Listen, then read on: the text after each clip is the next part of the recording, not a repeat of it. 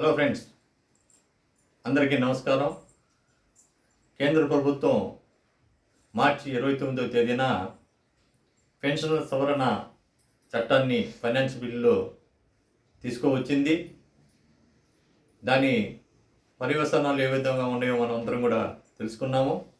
అయితే ఈ సందర్భంలో ఆ బిల్లు ఆమోదించే సమయంలో ఆర్థిక మంత్రి గారు మాట్లాడుతూ పెన్షనర్స్ ప్రయోజనాలని ఇబ్బంది కలిగించే విధంగా మేము ఏమీ చేయమని చెప్పడం జరిగింది. మరోవైపు రాబోయే పిఆర్సీ తర్వాత నూతనంగా రిటైర్డ్ అయ్యేటువంటి వాళ్ళకే డిఏ పిఆర్సీ వర్తిస్తుంది, పెన్షనర్స్కి డిఆర్ కూడా రాదు అని కూడా కొన్ని ఛానల్స్లో సోషల్ మీడియాలో విస్తృతంగా వైరల్ అవుతూ ఉన్నాయి. మరి ఈ రెండిట్లో ఏది నమ్మాలో నమ్మకూడదో తెలియనటువంటి పరిస్థితులు ఈరోజు దేశవ్యాప్తంగా పెన్షనర్స్ ఉన్నారు. దీనికి సంబంధించి పెన్షనర్ సంఘాలు తీసుకున్నటువంటి నిర్ణయాలు ఏంది, దీన్ని ఎలా ఎదుర్కోవాలనేటువంటి విషయాన్ని కూడా ఈరోజు మనం ఈ వీడియోలో చర్చిస్తాం. ఎవరు కూడా వీడియోని స్కిప్ చేయకుండా పూర్తిగా చూడండి. ఫ్రెండ్స్, S30 కేసు ఢిల్లీ హైకోర్టులో పెండింగ్లో ఉన్నటువంటి కేసులో కేంద్ర ప్రభుత్వం కోర్టు ధిక్కారణని ఎదుర్కొంటుంది. అయితే ఈ కోర్టు ధిక్కారణ మాకు వర్తించదని ప్రభుత్వం వాదిస్తుంది. ఎందుకంటే వ్యాలిడేషన్ ఆఫ్ పెన్షన్ యాక్ట్ 16/1972 నుంచి కూడా మేము అమెండ్ చేశాము.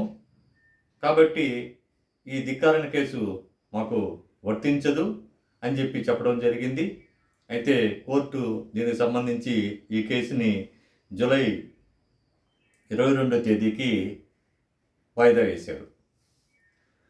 ఈ నేపథ్యంలో S30 పెన్షనర్స్ అసోసియేషన్స్ వాడు ఈ చట్టాన్ని కూడా సవాల్ చేస్తూ సుప్రీంకోర్టులో కూడా ఒక పిటిషన్ కూడా దాఖలు చేశారు. మరి కేంద్ర ప్రభుత్వ పెన్షనర్ సంఘాలకు సంబంధించి NCCPA national coordination committee of pensioners association ఒక సమావేశాన్ని ఇటీవల ఢిల్లీలో నిర్వహించింది.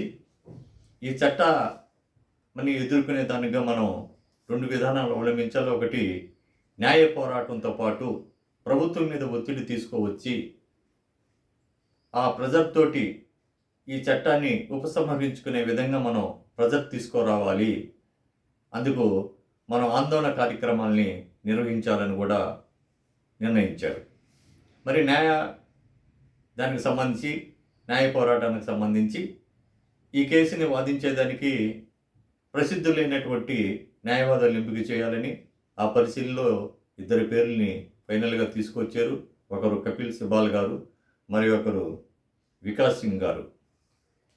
మరి ఆ సమావేశంలో ఒక 3 ఒక ప్రత్యేక కమిటీని ఏర్పాటు చేసి ఆ కమిటీ వారు national council secretary Shivagopal Mishra గారి కోఆర్డినేషన్ తోటి ఈ 2లో ఒకరిని నిర్ణయించి సుప్రీంకోర్టులో కూడా మనం ఈ కేసును సవాల్ చేయాలని నిర్ణయించారు. ఈ న్యాయవాది ఎంపికను కూడా 17వ తేదీ అంటే జూన్ 17వ తేదీ లోపల కూడా నిర్ణయం చేయాలని కూడా నిర్ణయించారు. ఇకపోతే పోరాటానికి సంబంధించి, ఆందోళనకు సంబంధించి ఎక్కడ వీలైతే అక్కడ మానవహారాలను కూడా నిర్వహించాలని, రాష్ట్ర వ్యాప్తంగా కన్వెన్షన్ని జరపాలని, తర్వాత దేశవ్యాప్తంగా ఉన్నటువంటి ఎంపీలందరినీ కలిసి ప్రత్యక్షంగా వారికి వినతి పత్రాలు సమర్పించాలని, చలో ఢిల్లీ ప్రోగ్రాంని నిర్వహించి భారీ ఎత్తున ర్యాలీ నిర్వహించాలని, అదేవిధంగా రాష్ట్ర గవర్నర్లను కూడా కలిసి వినతి పత్రాలు ఇవ్వాలని కూడా వాళ్ళు నిర్ణయించారు.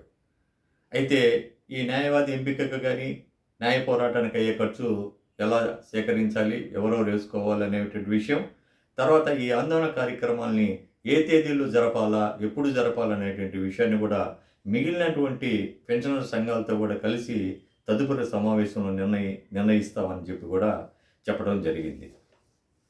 అయితే ఫ్రెండ్స్, ఇప్పటికి కూడా కొంతమంది ఈ చట్టం అమల్లోకి రాదు, కేంద్ర మంత్రి గారు చెప్పారు కదా, మనం ఇప్పుడు అంతగా స్పందించాల్సినటువంటి అవసరం లేదు, అవి వచ్చినప్పుడు చూసుకోవచ్చు, దీనివల్ల ఏం లేదు, కేవలం ప్రభుత్వం చట్టం చేసింది కానీ అమలు చేయడానికి అవకాశం లేదని వాదించేవాళ్ళు కూడా ఉన్నారు. అయితే ఇక్కడ మనం చూడాల్సినటువంటి విషయం ఏంటంటే, ఇప్పటివరకు ఒక హక్కుగా భావిస్తున్నటువంటి మనం ఈరోజు ఎవరికి అధికారం లేదు, తుది నిర్ణయం ప్రభుత్వంది అనేది, అంటే కోర్టులు కూడా జోక్యం చేసుకోకూడదు అని అనడం అనేది రాజ్యాంగ విరుద్ధం కాదా అనేటువంటి ప్రశ్న ఇక్కడ మనకి ఉత్పన్నం అవుతుంది. అటువంటి పరిస్థితుల్లో మనం ఎప్పుడో దెబ్బ తగిలినప్పుడే కాకుండా ముందుగానే మనం ఆలోచించి దీని మీద నిర్ణయం తీసుకోవాల్సినటువంటి అవసరం ఉంది. కాబట్టి కేంద్ర పెన్షనర్ సంఘాలు చేసేటువంటి అన్ని పోరాటాల్లో కూడా రాష్ట్ర పెన్షనర్ సంఘాలు కూడా ఖచ్చితంగా మద్దతు తెలపాల్సినటువంటి అవసరం ఉంది. రేపు కేంద్రంలో ఆ నిర్ణయం తీసుకున్న తర్వాత రాష్ట్ర ప్రభుత్వాలు కూడా ఆ నిర్ణయాలు తప్పనిసరిగా తీసుకుంటాయి. కాబట్టి ఎక్కడైనా సరే అందరం ఒకటే కాబట్టి భవితవ్యానికి సంబంధించి అందరం కూడా ఈ విషయం మీద ఆ సంఘాలకి మద్దతు కూడా తెలపాలని చెప్పి నా అభిప్రాయం చెప్తున్నాను. ఫ్రెండ్స్, మీరు కూడా ఆలోచించండి. ఎప్పుడైనా సరే సంఘాలు బలంగా ఉంటేనే సమస్యల పరిష్కారం లభిస్తుంది. కాబట్టి మీ వ్యక్తిగత అభిప్రాయాలను కూడా తెలియజేయండి. ఈ వీడియో మీకు నచ్చినట్లయితే మీరు అందరికీ కూడా షేర్ చేయండి, వీడియోని లైక్ చేయండి. ఫ్రెండ్స్, ఇప్పటి వరకు అజయ్ కాలువను కానీ సబ్స్క్రైబ్ చేసుకోకపోతే వెంటనే సబ్స్క్రైబ్ చేసుకోండి. మరిన్ని వీడియోలతోటి మీ ముందుకు వస్తాను. ఇట్లు మీ అజయ్ కుమార్.